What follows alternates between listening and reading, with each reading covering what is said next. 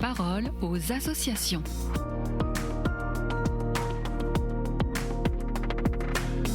Bienvenue dans la parole aux associations. On parle beaucoup aujourd'hui de droit à la vie intime et sexuelle, comme l'illustre la récente feuille de route du gouvernement, publiée il y a quelques semaines sur le sujet. Ombre et Lumière, le magazine chrétien du handicap et des troubles psychiques, publié par l'OCH, vient de consacrer un dossier spécial sur ce sujet délicat. Sa rédactrice en chef, Marilyn Chaumont, est avec nous pour en parler. Bonjour Marilyn. Les personnes avec un handicap mental sont-elles aptes à une vie amoureuse? Il est vrai que pendant très longtemps, le principe d'une vie amoureuse, voire simplement affective, chez les personnes avec un handicap mental, pouvait être tabou, ou alors exclu, ou tellement incomprise qu'on les cantonnait à des êtres soit dénués de désir, soit incapables de maîtriser leurs pulsions. Alors aujourd'hui, la société reconnaît davantage leur désir d'aimer, d'être aimé, d'aspirer à une relation authentique. Les témoignages des premiers concernés montrent combien ce désir d'amour est réel. Ainsi, dans notre dossier, Paco, à 43 ans, explique ressentir un manque depuis sa rupture. Mélanie et Julien, qui sont tous les deux trisomiques, rêvent de vivre ensemble et d'avoir un jour des enfants. Elena, de son côté, avec un autisme léger, aspire, elle, simplement à avoir confiance dans une relation qui serait durable. Leurs paroles, à eux, s'entrechoquent avec nos représentations, mais nous rappellent qu'elles vivent des désirs affectifs profonds qui ne sont ni à négliger, ni à surinterpréter. Quand vous parlez de surinterpréter, que voulez-vous dire ? Alors les parents, les professionnels, les proches qui entourent les personnes avec un handicap mental peuvent avoir tendance à projeter sur elles leurs propres attentes en matière de sexualité.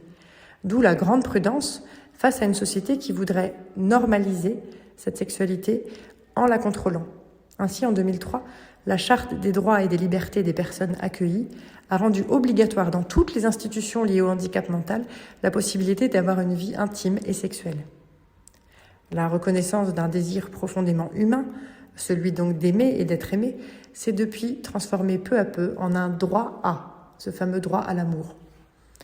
Il s'agit d'un droit très ambigu qui nécessite étrangement la présence de celui qui le donne, nous a mis en garde dans notre dossier Ombre et Lumière le psychologue Denis Vaginet. Comment accompagner alors cette vie affective sans nier la vulnérabilité ? Alors éduquer à la liberté tout en protégeant des risques, telle est la difficulté pour de nombreux parents et éducateurs. Les parents, les premiers, se sentent démunis pour accompagner leur enfant dans une maturation souvent lente et délicate.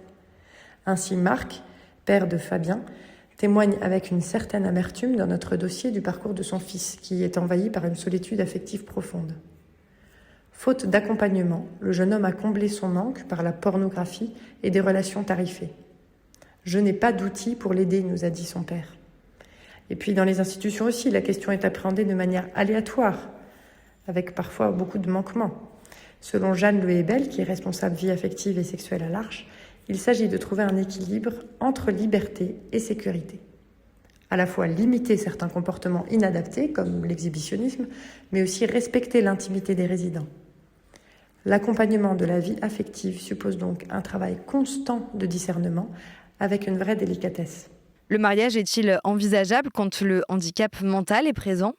Alors il reste très rare que des prêtres accompagnent jusqu'au mariage un couple avec un handicap mental, mais ces situations existent. L'Église de France planche d'ailleurs aujourd'hui sur un document éclairant sur ce sujet qui sera prochainement publié. Elle n'encourage pas pour autant à des pseudo-mariages qui n'en seraient pas, par exemple sous le terme de fiançailles indéfiniment prolongées, comme l'évoque le père Yann Lelier dans notre dossier, qui lui-même a accompagné des couples concernés. Ce dernier suggère plutôt une créativité dans l'accompagnement, sans perdre de vue la vérité d'une relation qui peut être féconde, même sans enfant.